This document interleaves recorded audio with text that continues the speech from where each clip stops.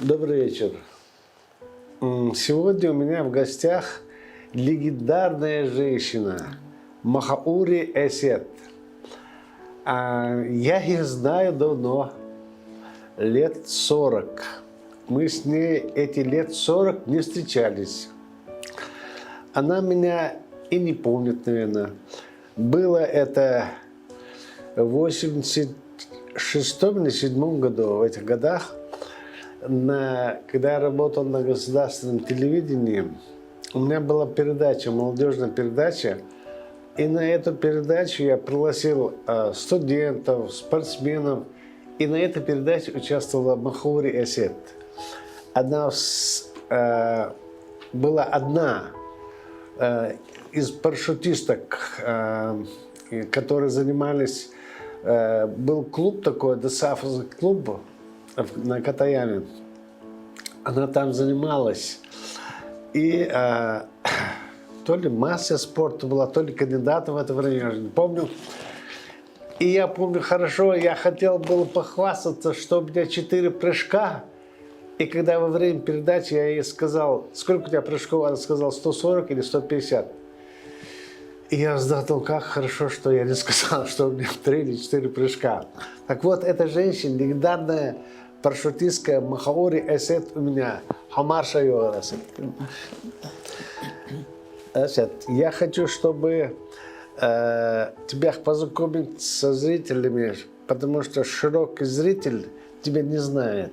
Знает узкоспециалисты, родственники, родня. И вот я бы хотел, чтобы ты рассказал коротко о себе. Ну, я выросла, до 14 лет мы жили в Казахстане.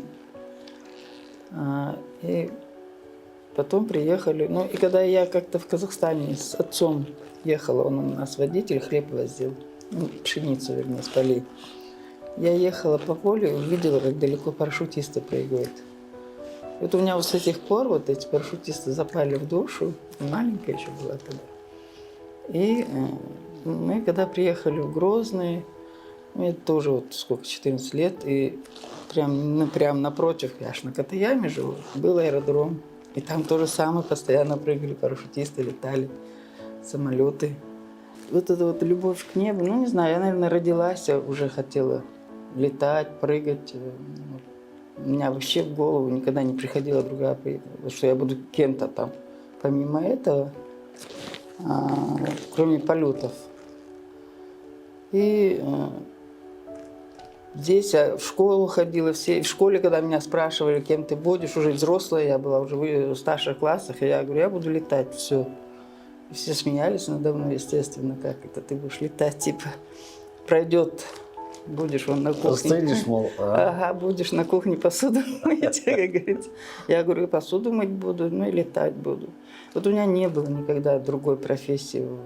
Я и не думала, что мне придется с авиации там, уйти на госслужбу, там, на муниципальную службу. Я после вот этих наших событий, естественно, уже не летала, не прыгала. Ну, постоянно участвую в этой жизни, потому что я, кстати, вот у нас на Северном Кавказе я единственная судья всероссийской категории, женщина на Северном Кавказе. И у нас еще один мужчина есть в Осетии. И все, у нас всероссийских тут практически нет.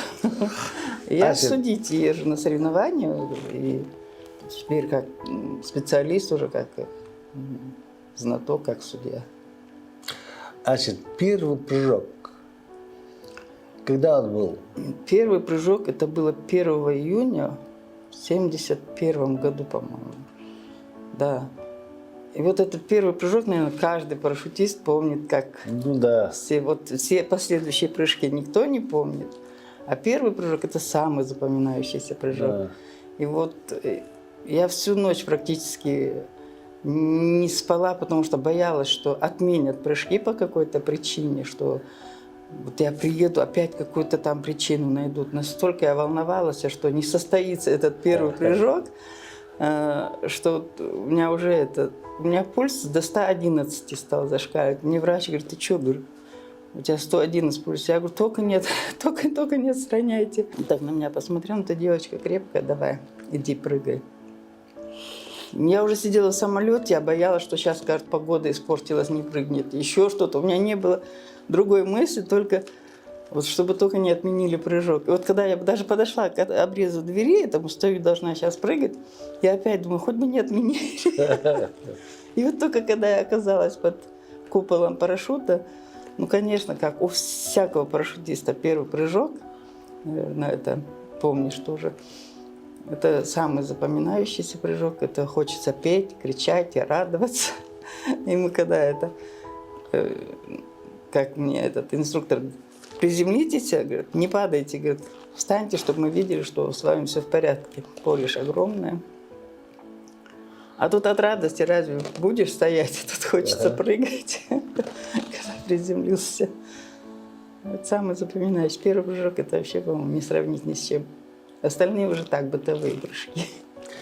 Ася, была у вас команда на КТМ. Что за команда? Кто был руководителем? У нас был руководителем поначалу Азолин был. Это уже присланные были, с Москвы присланы. А потом у нас был Грудев Владимир. Естественно, все эти люди, которые связаны с авиацией, они все фанатики этого дела. Там, по-моему, нет случайных людей, потому что случайные там не выживают, как говорится, они уходят, ищут себе другие профессии. Те, кто приходит, они преданные небу люди. Ну и, естественно, и Грудев тоже был. Да, вертолетчик. Вообще-то они все летали и на вертолетах, и на самолетах, да.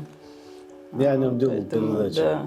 И с ними летать. Особенно мы любили летать с Абдулой. У нас летчик Абдул был, Эльдарханов. Он сейчас в Дагестане живет. Прекрасный летчик, прекрасный человек. И когда он умел быстро подняться, быстро выбросить, быстро приземлиться. Когда другие самолеты накручивали, мы уже висели в воздухе. Но там люди были все прекрасные, все любили свое дело. Там не было, я говорю, случайных людей там не бывало. Случайно они сами по себе потом отходили в сторону. Небо не любит случайных людей. Да. Там человек должен быть железный. Это да. Ася, в каких соревнованиях ты участвовала? Ой, в соревнованиях, в многих соревнованиях участвовала. Даже каждый год по 4-5 соревнований было, включая вплоть до международных соревнований. Коротко расскажи о них. Это интересно. Каждое соревнование, в которое ты участвуешь, оно связано, во-первых, с очень большим нервным напряжением и вот волнением, что где-то что-то там не подвести свою команду там, или что-то там у тебя не получится. Иногда из-за этого ты бываешь даже сбиваешься с ритма, когда надо собрать там волю в кулак, сосредоточиться, и ты боишься не за себя, ты боишься, а за команду ты боишься. Что вот по вине твоей ты можешь это подвести команду. Да. Ну, так вроде обходилось нормально все. Участвовали, выигрывали. И, кстати, наша команда была самая сильная команда на Северном Кавказе, потому что, когда мы приезжали куда-то на соревнования, уже говорят: ой, приехал Грозный, говорит, бесполезно даже соревноваться, говорят, они первые будут. Вот так вот уже нас, как чемпионов, там встречали. А международные соревнования? Да, и международные. Ну, у нас... Особенно здесь была основная база у нас на Катаяме. Она всероссийского, всесоюзного значения была, да, эта база.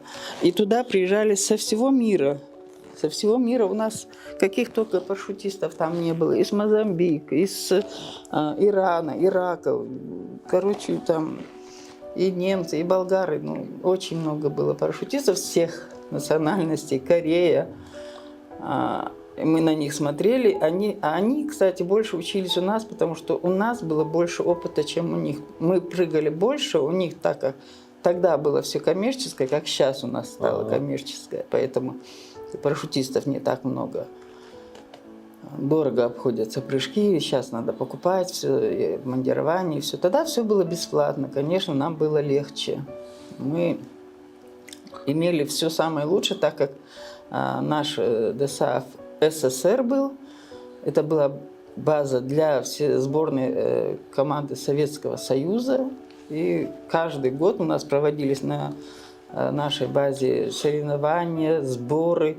Естественно, у нас были хорошие учителя. Мы смотрели на этих чемпионов мира, которые как прыгают, учились у них и, естественно, подражали им. Так что самое лучшее, она бы сейчас была бы самая лучшая, но сейчас дорого все. Да, дорого. И сейчас там и базы-то нету сейчас. Нет, у нас есть база, спортивная база Гудская в Гудермесе, очень хорошая база. Совсем, у них есть все необходимое оборудование, все у них есть. Но тоже, я говорю, прыжок дорогой. Туда могут себе позволить, но вот такие вот рядовые люди уже не смогут себе позволить прыжок даже за 10 тысяч.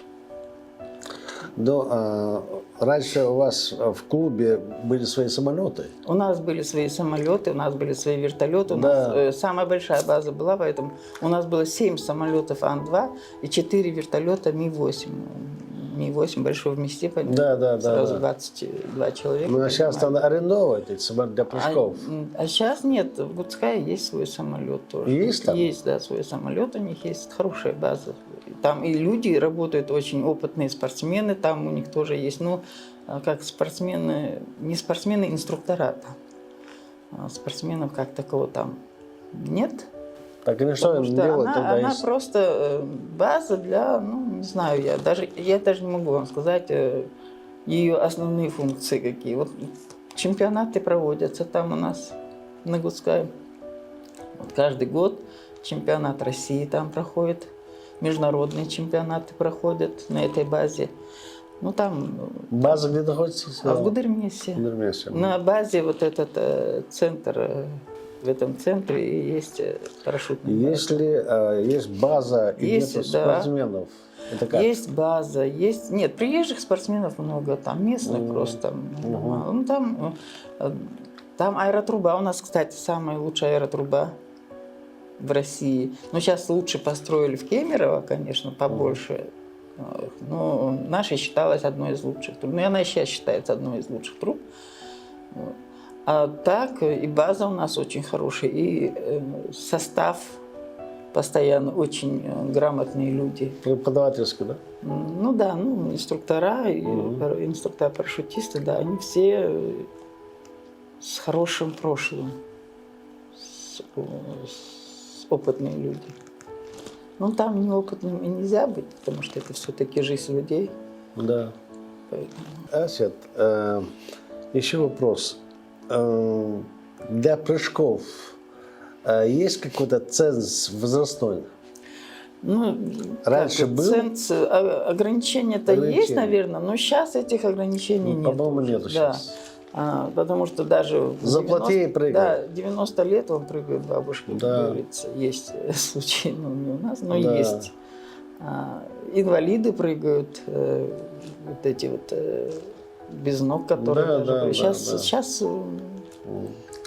были бы деньги, так прыгать можно сколько хочешь. Асет, у вас как это, у парашютистов, масса спорта, КМС, там, Да, у через нас, сколько да. прыжков, через Там не какие-то через сколько, соревнования? пишут. Нет, там не через сколько, не через соревнования. Там выполнить надо какую-то определенную норму. Допустим, вот сейчас классиков практически не остается, все уходят там более такие групповые. Ну, во-первых, это и дешевле обходится, в том смысле, что для государства, что ли, дешевле. Почему? Если 10 человек прыгнет, или по одному, если выпускать, это же сколько горючего. да. Мы классики, я, допустим, классик. У нас был как? У нас был классик, он должен был выполнить воздушную акробатику там из 6 фигур, с точностью. И на точность приземления там тоже определенные сантиметры надо, чтобы мастера получить, там, КМС получить. Сейчас немножко, сейчас даже, по-моему, попроще. Почему? Потому что в групповой акробатике они группой прыгнули, и эта группа получает это звание, как говорится. Если они выполнили это, какие-то Определенную там фигуру, еще, да? Да, определенные там правила, то, что входит по правилам ЕВСК, они выполняют, он, конечно, выполняет, и все такое получают. И спортсмены, конечно, сейчас очень опытные, очень, потому что у них есть возможность прыгать столько, сколько они хотят, от рассвета до заката. А у нас как? У нас было ограничение 4 часа 15 минут полетного времени. Всего мы проводили на 6 часов на аэродроме. Вот. Но из них вот 4-15 отлетали, и все, минутой больше. И кто сколько успел? Ну, бывало, что успевали там по 4, по 5 прыжков сделать. Сейчас могут по 10-12 прыжков сделать. Сейчас, конечно, и дорого это все обходится, но нам-то это бесплатно все доставалось. Ася, чтобы, вот, например, у борцов мастера надо подтверждать. Нет, мастера, допустим, я получила звание мастера спорта, его подтверждать уже, по-моему, не надо, сколько я помню. А вот КМС, да, и первый разряд, их надо подтверждать обязательно. Мастер уже мастер. А полеты, прыжки, количество прыжков влияет? Нет, не влияет. Если у тебя есть такой, как говорится, дар выполнить мастера спорта или кандидата через там 20-30 прыжков, то, пожалуйста, получай. Нет, количество прыжков не влияет. Естественно, влияет на опыт. Чем больше прыгаешь, тем больше опыта. Человек, самое плохо, что когда человек много прыгает, он уже привыкает к тому, что прыгать, и бывает, что нарушают безопасность, правила безопасности, особенно опытные спортсмены. А так... Асет, я вот тебя хотел спросить одно. Дело в том, что с опытом притупляется какое-то внимание, да, чувство безопасности, чувство самосохранения. Человек бывает самоуверенный. Да. Я прыгал 120. Кстати, Ася, сколько у вас прыжков? 2000. Вот. Ну, это мало. Сейчас по-нашему, сейчас, которые прыгают. Ну, я-то прыгала тогда, когда это было ограничение, это действительно считалось много. А сейчас есть люди прыгают по 10, 15, 20 тысяч там, прыжков. Но те, что они сейчас прыгают 20 тысяч прыжков, и те, что мы прыгали 1000 прыжков, опыта у нас больше. Потому что они просто набирают количество прыжков, а мы набирали опыт прыжков. Угу. Ася, еще по этому поводу. Когда вот прыгаешь 1000, 1500, 2000 у тебя, вот бывало такое, вот прыгаешь, и какой-то во время прыжка, может быть, сиюминутный страх. Бывает. Это у каждого парашютиста, он каждый проходит через этот. Вот какой-то переломный прыжок обязательно бывает. Допустим, у меня переломный прыжок был где-то на 30-м прыжке. На 30-м, может быть, даже еще на 15-м, сейчас не могу точно, но где-то около 30 было. А вот почему-то такой раз становится страшно даже подходить к двери. Видать, какой-то там инстинкт самосохранения в человеке срабатывает. Ну, его обязательно надо преодолеть. Надо вот именно вот в этот момент человек обязательно должен его преодолеть, он должен обязательно выпрыгнуть. Обязательно. Если он этого не сделает, он никогда больше не будет прыгать. У меня был мальчик, спортсмен, у него с первого прыжка, он вот со стороны смотрит, ой, как хорошо, все, я буду прыгать. Ну хорошо, иди прыгай. Мы поднялись, все, подходит к двери. Я не успевала даже просмотреть, как быстро он отцеплял карабин. Это настолько надо было, какой-то вот миг, я только посмотрела, у него уже карабин в руках. Я так на него посмотрела, его там надо снять гашетку, нажать. Да. А тут раз, и у него карабин в руках. Я его посадила его, и он вот так вот мне машет головой, теперь я не буду прыгать. Приземлились, он на них смотрит, они все прыгают, все счастливые. И он подходит, если это Ливна, можно я еще раз прыгну? Я говорю, нет, уже все, ты больше не прыгнешь никогда. Он умоляет, хорошо, иди. Я уже, думаю, кто его знает, может чудо случится какое-то. Я его поднимаю в воздух с ним. Опять то же самое.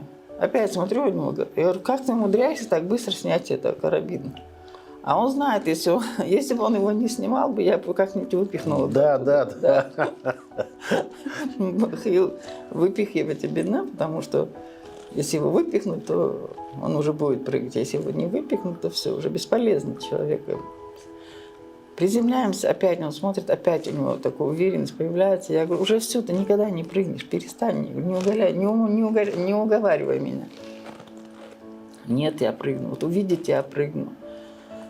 Ну что, опять его жалко становится. Ну давай, иди, я говорю, жечь горючее за тебя впустую. И что, опять то же самое. Хотя я уже даже вот так карабин его взяла в руки и вот так с ним прошла. И то он так встал, уперся руками, ногами. Я его не смогла даже к двери подвести. Ну, это же мертвый номер. Это все уже бесполезно. Человек, если сразу не прыгнет, он уже никогда не прыгнет. Это однозначно. И еще, Ася, тут бывает, летчики всегда говорят, небо это болезнь какая-то. У парашютистов то же самое? Да. Только такие туда и пойдут, которые любят небо, которые хотят чувствовать себя свободными, а только ты будешь только в полете, там ты свободен, ты там, ты птица, ты летаешь, перед тобой вся эта красивая земля, поля, это зрелище, и ты знаешь, что ты прям, ты птица. Это чувство необъяснимое, чувство полета, свободного полета. Да. Это... Каждый парашютист, который хотя бы один раз прыгнул, знает, что это не объяснить просто так. Еще, Ася, мне настолько приятно, что сегодня ты пришла. Я сказал зрителям, что мы давно знакомы по передаче. Тогда пришла молодая девчушка, чернявенькая, и говорит, у меня 140 прыжков. Это было что-то такое. Да, тогда это было много. Это сейчас это ничего, было. Да. Это в шок был, мы все в шоке были. Посмотри на эту девчонку, слушай. Она вдруг столько прыжков, это было что-то. Ася, ты еще у нас местные после тебя или во время, когда ты прыгала, наши были? Были. Они были, приходили, они и сейчас есть. Они даже едут там, во Владикавказ прыгают, еще где-то. Профессионалов нет. Не было. Да, есть у нас люди, которые по 10 прыжков, по 20, по 30 сделали. Есть даже по 100 сделали. Есть такие. Не идут они дальше этого всего. Вот они попрыгали, посмотрели, это интересно, это, конечно, навечно, на всю жизнь, до конца, как говорится, своей жизни он будет эти прыжки помнить. И то счастье, которое он получает, удовольствие, которое он получил от этого прыжка, оно на всю жизнь остается в человеке. Но не у всех складывается, чтобы он пошел дальше. У каждого своя дорога, как говорится. Мы-то каждый выбираем сам себе свою дорогу. Но те, кто прыгает, только те, кто очень этого хочет и связывает всю свою жизнь только тот человек, который очень любит небо, он не пойдет никуда в другое место. Я не знаю, вот я по себе, я говорю, я с детства, я родилась, я уже знала, что я буду летать. А начинала я летать, и, кстати, в Махачкале я летала на Як-12М, самолеты были такие.